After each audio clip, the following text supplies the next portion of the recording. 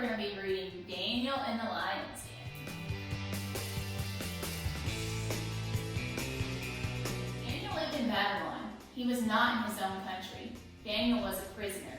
But because he was clever, he was chosen for work in the king's palace. Daniel longed to be back home in Jerusalem. He prayed to God 3 times a day in his little room.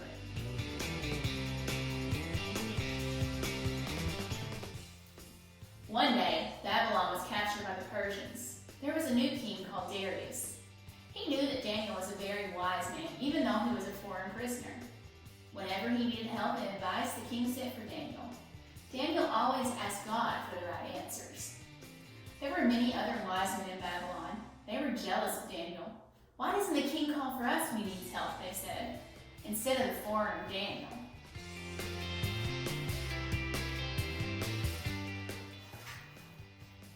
The wise men held a secret meeting. Something will have to be done about Daniel, they said.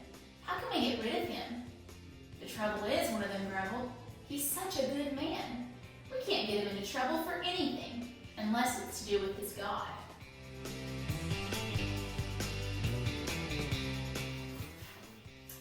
The next day, they went to speak to the king.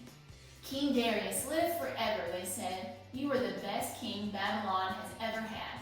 Nothing is too difficult for you to do. The king felt most important as he listened to them. Why don't you make a law, the men went on, to say that for the next 30 days the people must ask no one but you for whatever they need. Then they'll know how great you are. What a good idea, said the king.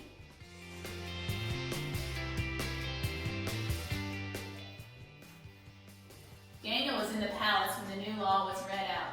It said that anyone who disobeyed the law and asked his God for anything would be thrown into the pit where the lions were kept. The men followed Daniel home. Then they hid where they could watch him. Let's hope he asks his God for something, they whispered. Then we'll be rid of him.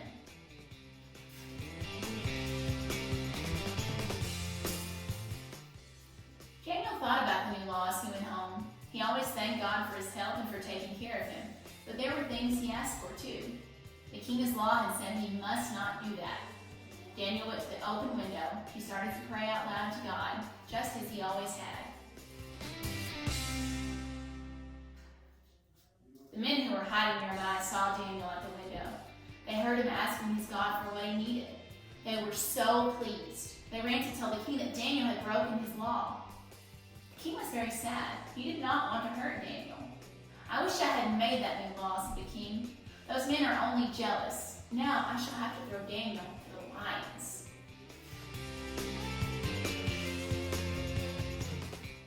King Darius could not break his own law. He had written his name on the paper when the law was made. The law could not be changed. So the soldiers from the palace went to get Daniel. They took him to the place where the lions were kept and threw him in.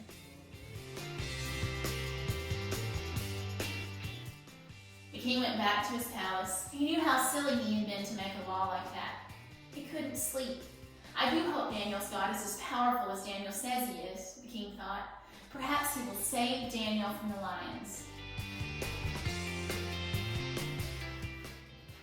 Early the next morning, before the palace servants were awake, King Darius got up. Everywhere was silent.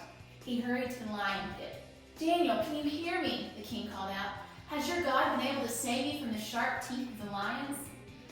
He did not expect an answer. Yes, he has, shouted back Daniel. They haven't opened their mouths all night. God knew I had done no wrong. I am perfectly all right. Quickly, the king ordered his servants to pull Daniel up out of the lion pit. He punished the men who had been so jealous. He wrote to all the people in his great empire, I command you to respect Daniel's God. He is a living God, and he will rule forever. He saved Daniel from the lions.